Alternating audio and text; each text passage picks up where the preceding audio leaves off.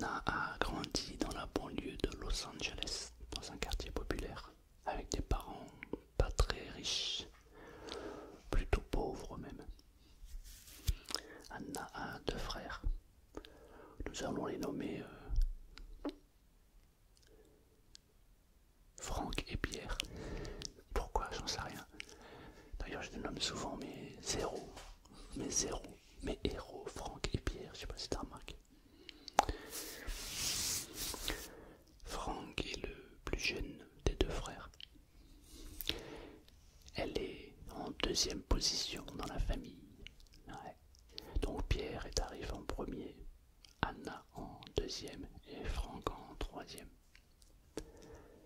Anna n'habite plus avec ses parents puisque maintenant elle a 25 ans. Et elle est serveuse. Elle a déjà deux enfants. C'est une mère célibataire qui se démène pour donner une vie décente à ses enfants, mais c'est très compliqué pour elle. Pierre a quitté le domicile familial. Elle le voit de temps en temps. Franck est resté dans la maison familiale. Le papa n'est plus là, il reste plus que la maman. Il se laisse aller plus ou moins à la vie. Franck est quelqu'un qui boit de temps en temps et qui, quand il boit, il faut pas trop le chauffer. Il a l'alcool mauvais. Ouais, j'ai toujours trouvé ça étonnant que des gens qui ont l'alcool mauvais continuent à boire. Moi, quand je bois modérément, je suis un comique. Je rigole tout le temps et je fais rire les autres. Enfin, ça c'est autre chose. Franck habite donc dans un quartier avec sa mère défavorisée. Un petit peu plus loin, il y a un quartier huppé. Et dans ce quartier huppé, il y a Marguerite qui habite là. C'est une femme qui est connue dans le quartier huppé parce que elle a beaucoup d'argent. Il paraîtrait qu'elle a de l'argent dans la maison, un paquet de liquide. Et elle est connue parce qu'elle aide les associations caritatives. Et un jour, elle se fait cambrioler. Cette histoire se passe dans les années 80, le début des années 80. Elle se fait donc cambrioler. Les voisins entendent du bruit et des cris. Ils alertent immédiatement le shérif du comté. Au bout de 5 à 10 minutes, le shérif débarque, toute sirène hurlante. Il sort son pistolet, il entre dans la maison et tadam! Marguerite est allongée. Et il y a une flaque, une mare de sang autour d'elle. Le shérif essaie de prendre des photos, enfin pas lui mais il appelle donc ses collègues qui viennent pour l'identité judiciaire prendre des photos, faire des relevés d'empreintes. À l'époque, on ne pratique pas les tests ADN. Et il y a sur le soutien-gorge de Marguerite des traces de sang, car elle s'est fait abattre, tuer par des coups de couteau. C'est ce que le légiste va dire. Le légiste va faire des relevés de sang et il va dire que le groupe sanguin est A+.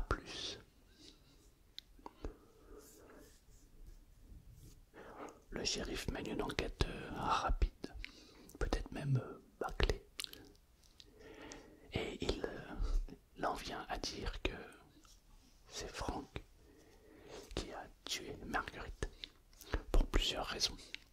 La première, c'est qu'il s'était déjà disputé avec elle.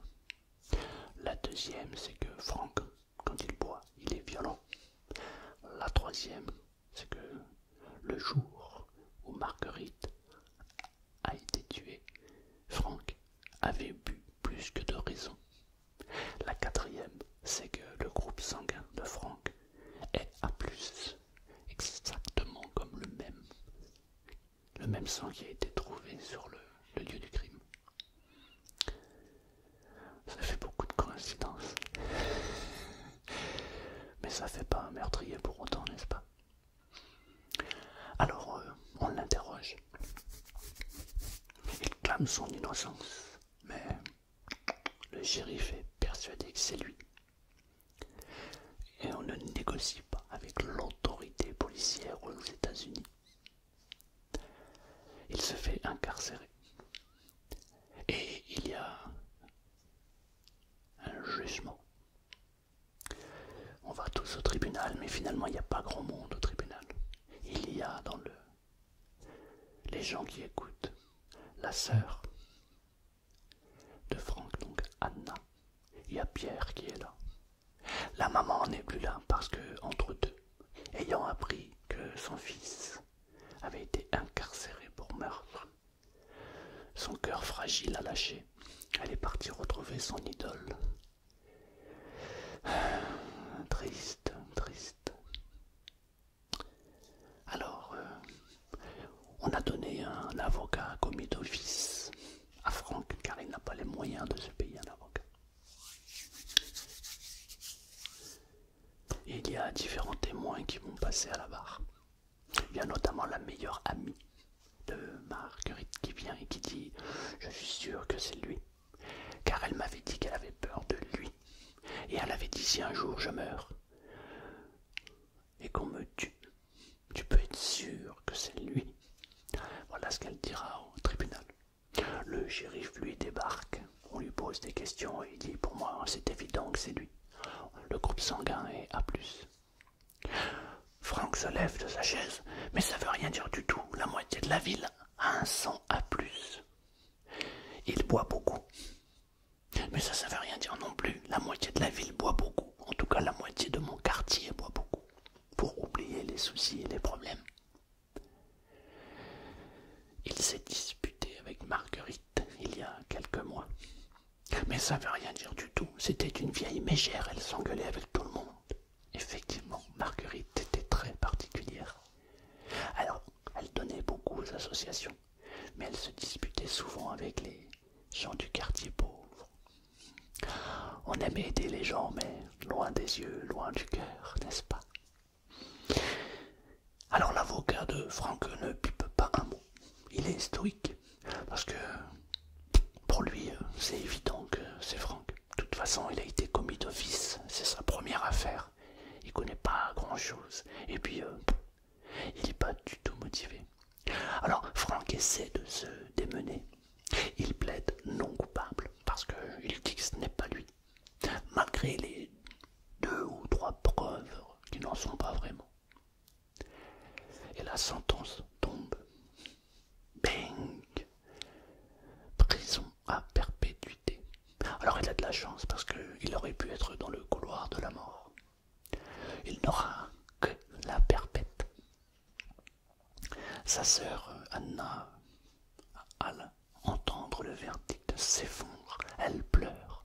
Elle est persuadée que son frère est innocent.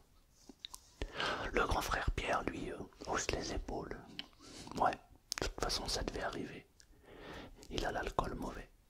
Alors lui aussi, il est persuadé qu'il est non coupable. Mais qu'est-ce que je peux y faire? Rien, rien du tout. Ça fait maintenant 3 mois que Franck est incarcéré. Anna a eu l'autorisation de venir le voir. Il est à l'hôpital. Il a voulu se trancher les veines. Anna est désespérée. Pourquoi tu as fait ça? Mais pourquoi tu as fait ça? Écoute, petite sœur. Grande sœur, oui, parce que c'est le dernier, pardon. Je suis innocent. Je n'ai absolument pas tué cette personne. Oui, effectivement, je bois de temps en temps. Effectivement, je me mets en colère fréquemment. Mais je ne l'ai pas tué. Et je n'ai jamais volé un centime à qui que ce soit. Je ne suis pas un voleur. Anna est triste. Elle est dépitée. Mais promets-moi que tu ne te feras plus de suicide. Tu ne te trancheras plus les veines, que tu ne te suicideras jamais. Écoute, je ne peux pas te le promettre.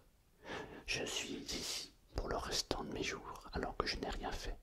Je n'ai rien d'autre à faire dans cette prison que de vouloir partir. Effectivement, elle le comprend. Mais Anna, Anna a du caractère. Elle le regarde. Elle lui fait un énorme sourire. Je sais ce que je vais faire. Je vais me battre pour toi. Je vais devenir ton avocat. Franck sourit. Tu veux devenir mon avocat, mais tu as arrêté l'école en 5e. L'école aux États-Unis, je te le rappelle, est payante. J'obtiendrai une bourse. Je reprendrai mes études. Mais Anna, avec tes 2 enfants et ton travail de serveuse, tu ne pourras jamais payer et l'école et subvenir aux enfants, aux besoins des enfants. Promets-moi que tu ne te suicideras plus et je te promets que je ferai tout pour avoir ce diplôme et devenir ton avocate. Franck, il est étonné et ébahi. Waouh! Il y a une lueur d'espoir au loin qui se profile, même si cet espoir est très très fin. Anna, je te promets que je ne le ferai plus. Alors je vais même t'encourager et t'aider à devenir avocate. Waouh! Alors la première chose à faire pour Anna, c'est de passer son baccalauréat. Elle a quitté l'école il y a tellement longtemps, mais elle est très très très motivée. Elle reprend les études, elle fait les cours du soir, elle a trouvé une voisine qui peut garder les enfants pendant qu'elle étudie. En échange, elle va lui faire quelques courses. Elle va passer la 4e. Malheureusement, elle va redoubler la 3e 2 fois, mais elle va persévérer. Et elle va obtenir son bac 5 ans après. Le plus dur reste à venir. Il faut trouver une université qui est prête à l'accueillir, sachant qu'elle n'a pas d'argent. Et elle va demander une bourse. Et elle va réussir à trouver une école qui se situera dans la banlieue de New York. Il va donc lui falloir déménager, trouver un nouvel emploi. Mais Anna est têtue. Elle va correspondre avec son frère pendant plusieurs années. Et elle va faire les cours du soir. Ça va pas être simple, ça va même être très très dur, très compliqué.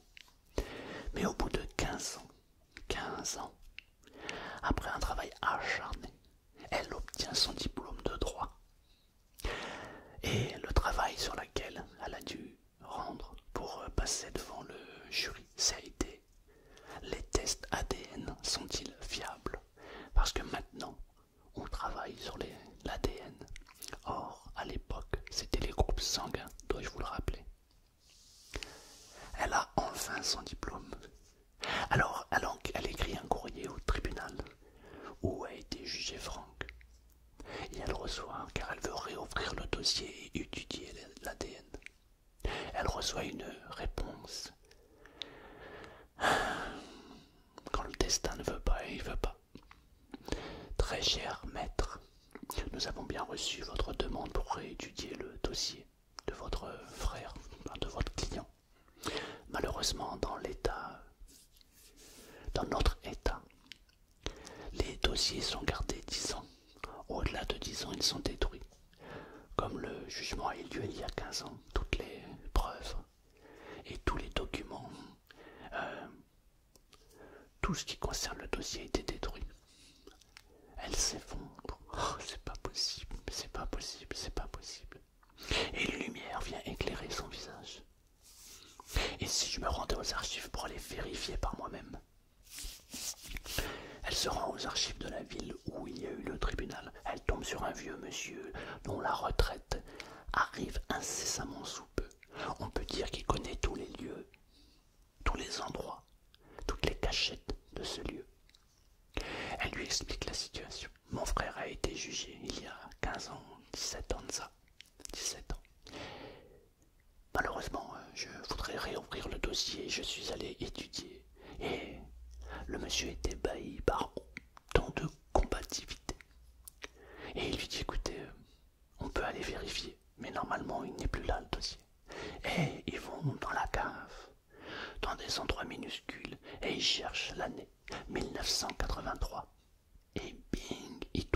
dossier. Elle ouvre le dossier et elle voit le soutien-gorge avec le sang.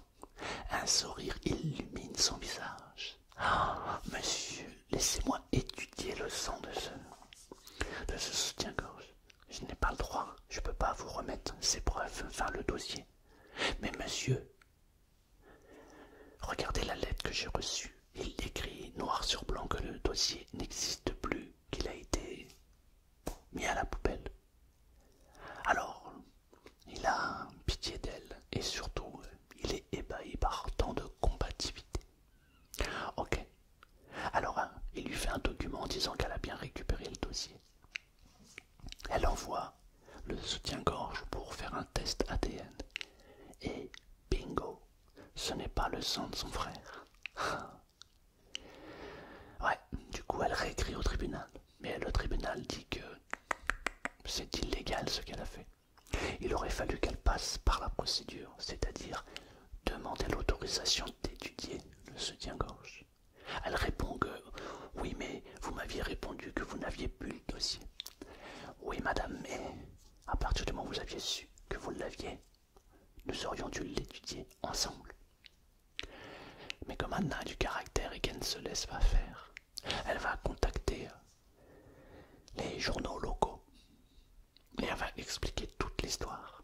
Elle va tomber sur un journaliste qui est ébahi par la personnalité, la combativité d'Anna. Il en reste scotché et il va faire un article et il va relater toute l'histoire. Et les autres médias, voyant son histoire, s'emparent de l'histoire. Et ça fait la une de tous les journaux aux États-Unis. Le tribunal ne peut pas faire autre chose que de reconnaître qu'effectivement, ce n'est pas le sang de son frère. Et après 17 ans d'incarcération, il est enfin libre. Anna donc est interrogée. Qu'allez-vous faire maintenant que vous avez libéré votre frère? Eh bien, j'ai appris que ce n'est pas l'argent qui m'a rendue heureuse, parce que maintenant qu'elle a gagné le jugement, elle a plusieurs affaires qui lui tombent dessus, et des grosses affaires bien rémunératrices. Non, ce n'est pas l'argent. Ce qui me motive, c'est l'homme, la femme, l'histoire qu'il y a derrière. Et toute cette injustice. Alors, elle aura pris quelques affaires pour faire que son cabinet n'ait plus de problème d'argent. Et elle aussi par ailleurs. Mais elle va donner sa vie, mais le restant de ses jours, à aider tous les gens qui sont dans le couloir de la mort ou qui sont condamnés à perpétuité alors qu'ils n'y sont pas coupables. Voilà l'histoire d'Anna, incroyable. Elle a arrêté l'école très très jeune, un peu comme moi d'ailleurs. Et puis, elle s'est dit, je vais aider mon frère. Ouais. Et elle a mis toute sa volonté, toute sa hargne, et elle a obtenu le diplôme. 15 ans. 15 ans. Et le frère, lui, pendant ces 15 années, ces 16-17 années, il conversait avec sa sœur par courrier. Et elle lui disait toute son aventure. Et il la motivait, parce que c'est la seule chose qui lui restait. C'était l'espoir que sa sœur obtienne ce diplôme. Mais au-delà de ça, il racontera plus tard qu'il avait trouvé tellement fabuleux la persévérance, l'obstination de sa sœur, qu'il aurait tout fait pour l'encourager, l'aider à atteindre son but. Ah, c'est magnifique. J'adore ce genre d'histoire. Waouh. Alors, si tu as aimé cette histoire, t'as qu'à écrire Anna en commentaire. Anna. Ça va permettre à aider au référencement et en plus ça me permet de savoir si tu suis bien les histoires jusqu'au bout ou si tu t'es endormi avant. Anna, que la force soit avec toi. Je sais pas ce que tu penses de cette histoire, mais je la trouve fabuleuse.